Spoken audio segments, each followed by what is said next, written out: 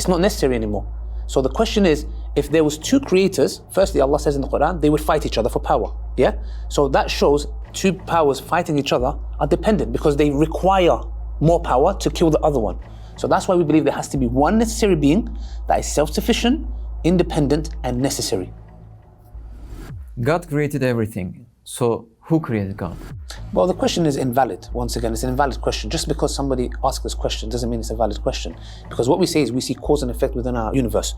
It requires a designer. To come and say who created that designer is you haven't understood who the designer is. It goes back to the issue of the necessary being. What's the attribute? It's independent. It is self-sufficient. It is necessary.